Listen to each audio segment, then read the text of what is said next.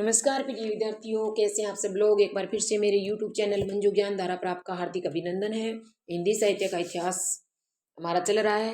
हिंदी साहित्य के इतिहास में भक्ति काल के बारे में हम पढ़ रहे हैं और भक्ति काल के अंदर ही संत साहित्य और ज्ञान से रही वो ज्ञान मार्गी जो शाखा है उसके संतों के बारे में हम पढ़ रहे हैं। हमने 3 क्लास कंप्लीट कर ली है। अगर आपने पिछली क्लासें नहीं देखी है तो प्लीज़ चैनल के प्लेलिस्ट में जाकर पिछली क्लासों का अध्ययन कर लेना, पढ़ लेना। परीक्षा की दृष्टि से महत्वपूर्ण क्लासें हैं। आज 4 नंबर क्लास हमारी रहने वाली है। इसमें हम जानेंगे मुख्य जो परीक्षा की दृष्टि से जो मुख्य संत है उसके बारे में। सबसे पहले जो संत है वो है जमनाथ या जाम्बोजी। जमनाथ या जाम्बोजी के जन्म के बारे में बात करें तो जन्म हुआ है 1551 ईस्वी के अंदर और मृत्यु यानी समाधि काल की बात करें तो 1523 ईस्वी आपको बताना है। जन्म स्थान आपसे पूछ लिया जाए तो आपको आंसर देना है पीपासर नागौर, यानी जाम्बोजी जी कहाँ पैदा हुए हैं? पीपासर नागौर में पैदा हुए हैं। ठीक है, ये बात आपको याद रखनी है। नेक्स्ट देखो, आप समाधि स्थल के बारे में आपसे पूछ लिया जाए भी जाम्बोजी की जो समाधि स्थल है वो कहाँ पे है, तो आपको तालवा बीकानेर राजस्थान के अंदर आपको बताना है। महत्वपूर्ण बिंदु की बात करें तो विष्णुई संप्रदाय के प्रवर्तक आपसे पूछा जाए भी विष्णुई संप्रदाय के प्रवर्तक किसे माना जाता है, तो जाम्बोजी को माना जाता है। ये बात आपको याद रखनी है। नेक्स्ट देखो, आप जाम्बोजी के प्रमुख शिष्यों के बारे में बात करें तो प्रमुख रूप से इसके 4 शिष्य माने जाते हैं। कितने शिष्य माने जाते हैं? 4 शिष्य माने जाते हैं। कौन कौन से? हवाली, पावजी, लोहा पागल, मालदेव और दत्तनाथ। ठीक है, ये बात आपको याद रखनी है। कौन कौन से माने जाते हैं? हवाली, पावजी, लोहा पागल, मालदेव और दत्तनाथ। ये 4 किसके शिष्य हैं? ये जाम्बोजी के शिष्य हैं, आपको याद रखना है। विष्णु संप्रदाय के प्रवर्तक जाम्बोजी जी हैं। और नेक्स्ट देखो आप, यानी जाम्बोजी के बारे में कहा जाता है कि 34 वर्ष की अवस्था तक जाम्बोजी जी ने अपने मुख से एक भी शब्द को उच्चारित नहीं किया, एक भी शब्द नहीं बोला। ये बात आपको याद रखनी है। कितने वर्ष की अवस्था तक है? 34 वर्ष की अवस्था तक। ठीक है, नेक्स्ट देखो आप,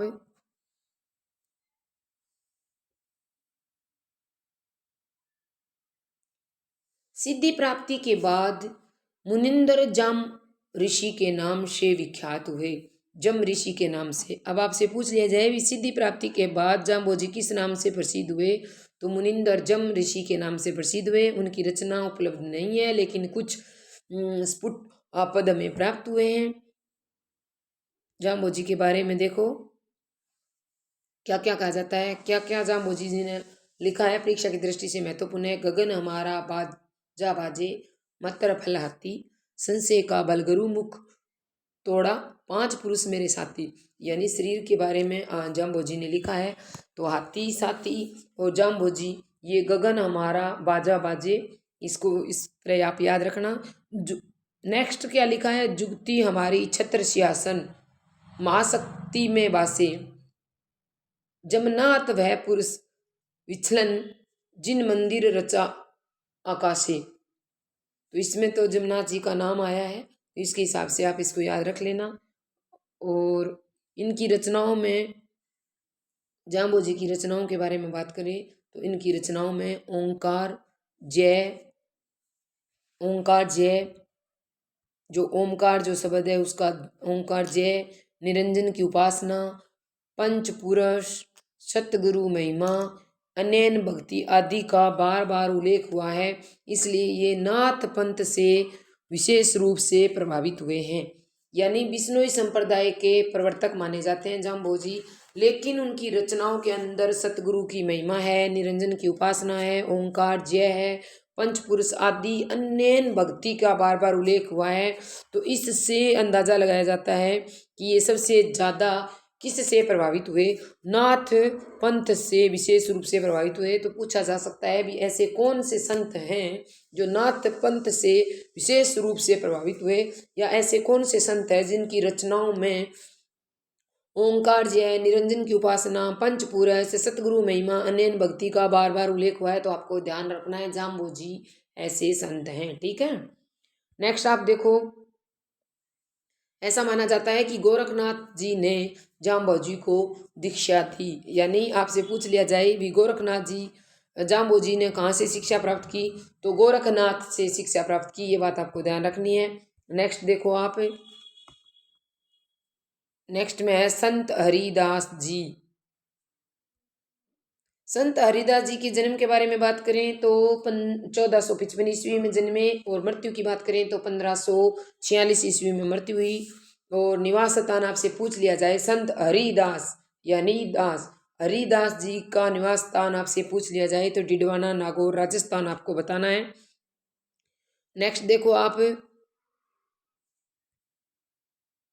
नेक्स्ट में गुरु के बारे में, संत हरिदास जी सर्वप्रथम दादूपंथी प्रयागदास के शिष्य थे। सबसे पहले किसके शिष्य बने हरिदास जी? दादूपंथी यानी दादूपंथ के प्रयागदास नाम के जो व्यक्ति थे उसके शिष्य हुए। फिर दादू के, पहले प्रयागदास के शिष्य बने, फिर दादू के, फिर कबीर पंथ के, और फिर गोरख पंथ के दीक्षा लेते हुए अंत में उन्होंने अपना एक निराला पंथ चला दिया। यानी अपनी शिक्षा को प्राप्त करने के लिए आपसे पूछ लिया जाए भी ऐसे कौन से संत हैं जो अपनी शिक्षा या दीक्षा को प्राप्त करने के लिए उधर उधर भटके, या बहुत मतलब कभी प्रयागदास के पास गए, कभी दादू के पास, कभी पंथ कबीर पंथ अपनाया, कभी गोरख पंथ अपनाया, लेकिन अंत में उन्होंने एक निराला पंथ चला दिया। तो यहाँ क्वेश्चन ऐसे बनता है भी निराला पंथ की स्थापना है वो किसने की, या निराला पंथ के प्रवर्तक किसे माने जाते हैं? तो संत हरिदास जी को माना जाता है। ठीक है। महत्वपूर्ण बिंदुओं के बारे में बात कर लेते हैं। देखो, ये निरंजनी संप्रदाय के भी प्रवर्तक माने जाते हैं। यानी निराला पंथ तो चलाया ही चलाया, लेकिन हरिदास जी है वो निरंजनी संप्रदाय के प्रवर्तक माने जाते हैं। आपसे पूछ लिया जाए भी निरंजनी संप्रदाय के प्रवर्तक किसे माना जाता है, तो संत हरिदास जी को माना जाता है। ये बात आपको याद रखनी है। ठीक है। और निरंजनी जो संप्रदाय है, निरंजनी संप्रदाय, यह एक प्राचीन धर्म संप्रदाय है। इस संप्रदाय का मूल स्रोत आपसे पूछा जाए, जो निरंजनी संप्रदाय है ये एक प्राचीन धर्म संप्रदाय है, इसका मूल स्रोत आपसे पूछा जाए तो नाथ पंथ बताना है। ठीक है। मूल स्रोत की बात करें तो क्या बताना है? नाथ पंथ बताना है आपको। किसका? यानी निरंजनी संप्रदाय की बात हम करें तो ये एक प्राचीन संप्रदाय माना जाता है। इसका मूल स्रोत नाथ पंथ आपको बताना है। साधना के क्षेत्र में हम बात करें निरंजनी संप्रदाय को लेकर, तो नाथ पंथ और जो संत मत है उसके मध्य की कड़ी है। अब क्वेश्चन कैसे बनता है भी ऐसा कौन सा संप्रदाय है जो नाथ पंथ और संत जो मत है उसकी मध्य की कड़ी का कार्य करता है? कौन सा संप्रदाय? निरंजनी संप्रदाय। किसकी मध्य की कड़ी का कार्य करता है? नाथ पंथ और संत मत का। ये आपको ध्यान रखना है। नाथ जो इसकी प्रमुख पीठ आपसे पूछ ली जाए तो डिडवाना नागौर के अंदर है। ठीक है। नेक्स्ट आप देखो, नेक्स्ट में है संत लालदास। क्या है? संत लालदास। संत लालदास के समय काल के बारे में बात करें तो 1540 से लेकर 1648 ईस्वी तक का समय काल रहा है। यानी 1540 में पैदा हुए और 1648 में मृत्यु हो गई। और महत्वपूर्ण तथ्य की बात करें तो लाल पंथ यानी अपने नाम से ही किस पंथ के प्रवर्तक माने जाते हैं? लालदासी संप्रदाय के प्रवर्तक किसको माना जाता है? लालदास को अपने नाम पर ही चलाया। और जन्म स्थान बात करें भी, जन्म स्थान है वो कहाँ है? तो धौल धूप, जो धौली धूप के नाम से भी जाना जाता है, धौली धूप अलवर राजस्थान के अंदर लालदास जी का जन्म हुआ है। ये परीक्षा की दृष्टि से महत्वपूर्ण है, आपको याद रखना है। बहुत बार पेपरों में आया है। जाति से ये मेव मुसलमान है और धौली धूप अलवर राजस्थान के अंदर ये जन्म उनका क्या है? जन्म हुआ है। ये बातें आपको याद रखनी है। और समाधि स्थल आपसे पूछ लिया जाए लालदास जी का, तो कहाँ है? ये समाधि स्थल है नगला भरतपुर राजस्थान के अंदर इनकी समाधि है। इनकी रचनाएं लालदास की चेतावनी नाम से संकलित की गई है। इनकी जितनी भी रचनाएं हैं वो किसके नाम से? अपने नाम से, लालदास की चेतावनी के नाम से संकलित की गई। ये बात आपको याद रखना है। नेक्स्ट संत है संत रजब जी। संत रजब जी है। देखो समय काल आपसे पूछा जाए तो 1667 से लेकर 1567 से लेकर 1689 तक है। 1567 से 1689 तक संत रजब जी का समय काल माना जाता है। पूरा नाम रजब अली खां है, ये बात आपको याद रखनी है। रजब का पूरा नाम आपसे पूछ लिया जाए संत रजब का, तो पूरा नाम रजब अली खां है। और ये दादू दयाल जी के प्रमुख शिष्य माने जाते हैं। दादू दयाल जी के प्रमुख शिष्य माने जाते हैं। नेक्स्ट आप देखो,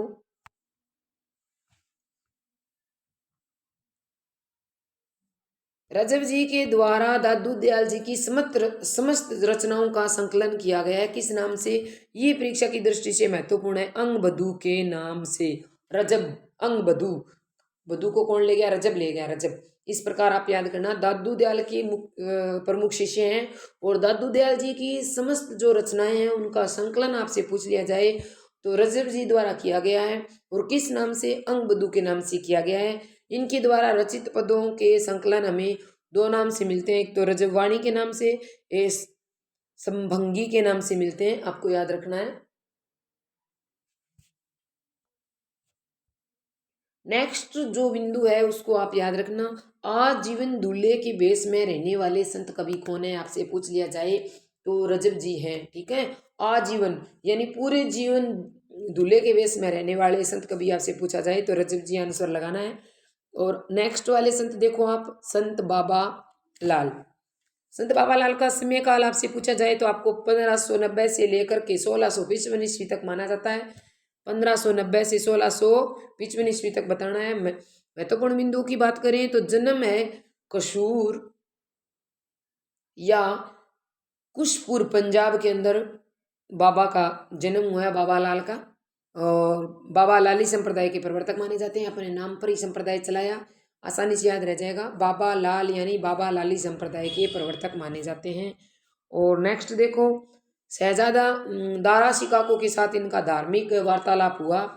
यहाँ से परीक्षा की दृष्टि से महत्वपूर्ण क्वेश्चन बनता है, भी ऐसे कौन से संत है जो दारा शिकाको के साथ धार्मिक वार्तालाप या धर्म के ऊपर विचार विमर्श हुए, ऐसे कौन से संत हैं? तो बाबा लाल संत हैं, आपको याद रखना है। उन्होंने चेतना बाबा या चैतन्य स्वामी से वो है दीक्षा ग्रहण की है। चेतना बाबा या चैतन्य जो स्वामी है गौड़िया संप्रदाय के, उनसे क्या ग्रहण किया है? शिक्षा ग्रहण की है, ठीक है। ये बात आपको याद रखनी है। नेक्स्ट देखो आप, इनकी रचनाओं का कोई प्रमाणिक संकलन प्राप्त नहीं होता है, लेकिन इनके द्वारा रचे गए पद हमें प्राप्त हुए हैं। दो मिले हैं, वो कौन कौन से हैं देखो। असरारे मार्फत, इसमें बाबा लाल एवं दारा शिकागो का वार्तालाप है। अब जो दारा शिकागो को है या बाबा लाल की वार्तालाप किस में मिले हैं? असरारे मार्फत में मिले हैं, आपको याद रखना है। और नादिर निकात बाबा लाल के विचारों का संग्रह है। आपसे पूछ लिया जाए भी बाबा लाल के विचारों का संग्रह किस में किया गया है तो नादिर निकात में किया गया है, आपको याद रखना है, ठीक है। नेक्स्ट देखो आप, नेक्स्ट महत्वपूर्ण कुछ रचनाएं हैं। गुरु गोविंद जी की महत्वपूर्ण रचना है चंडी चरित्र। अब आपसे पूछ लिया जाए भी चंडी चरित्र है वो किसकी रचना है तो गुरु गोविंद जी की है। गुरु अर्जन देव की मुख्य रचना आपसे पूछा जाए तो सुकमनी, बारामासा, 52 आखरी, ये आपको याद रखना है। सुकमनी है, बारामासा है, 52 आखरी, ये किसकी रचना है? गुरु अर्जन देव की रचना है। गुरु अर्जन देव की गुरु ग्रंथ साहिब के संकलनकर्ता माने जाते हैं। इनके 600 पद गुरु ग्रंथ साहिब में संकलित है, ये बात आपको याद रखनी है। नेक्स्ट आप देखो, सहजोबाई और दयाबाई ये महिला संत है। आपसे पूछ लिया जाए कि किसकी शिष्य रही है तो चरणदास जी की शिष्य ये रही है, यानी चरणदास जी की ये शिष्याएं रही है। कौन कौन सी? सहजोबाई और दयाबाई, दो महिला संत है, परीक्षा की दृष्टि से महत्वपूर्ण है। ज्ञान श्रेयी या प्रेम ज्ञान मार्ग की जो शाखा है उसमें सहजोबाई दयाबाई महिला संत है, चरणदास जी की शिष्या रही है। और सहजोबाई ने अपने नाम पर ही सहज प्रकाश कर दिया। सहजोबाई ने सहज प्रकाश। अब आपसे पूछ लिया जाए सहज प्रकाश पुस्तक किसकी है, तो सहजोबाई की अपने नाम पर है। दयाबाई, दया का उसे बोध यानी ज्ञान है, तो दयाबाई के आगे आपको बाई हटा के बोध लगाना है, यानी ठीक है, आपको ध्यान रखना है। और अंतदास कबीर परचई के रचयिता कौन है, अंतदास को माना जाता है कबीर परचई के रचयिता, ठीक है। अब आपको ध्यान रखना है चेतन दास परसरंग पारिजात के रचयिता है। अब आपसे पूछ लिया जाए भी परसरंग पारिजात किसके द्वारा रची गई है, तो चेतन दास जी के द्वारा रची गई है। नेक्स्ट आप देखें, नेक्स्ट में है संत सिंगा, जन्म 1519 ईस्वी, मृत्यु आपसे पूछ ली जाए तो 1659 ईस्वी आपको बताना है। जन्म स्थान गांव खजूर या बड़वानी मध्य प्रदेश के अंदर जन्म स्थान माना जाता है संत सिंगा का। गांव खजूर रियासत बड़वानी मध्य प्रदेश, आंसर लगाना है। महत्वपूर्ण तथ्य देखो आप, इनके द्वारा रचित पदों की संख्या है वो 800 मानी जाती है। जो सिंगा जी हैं उनके द्वारा रचित पदों की संख्या 800 मानी जाती है। इनके काव्य का एक ऐसा छोटा सा संग्रह है जो उसके नाम पे ये प्रचलित है, संत सिंगा जी के नाम से, ठीक है, ये बात आपको ध्यान रखनी है।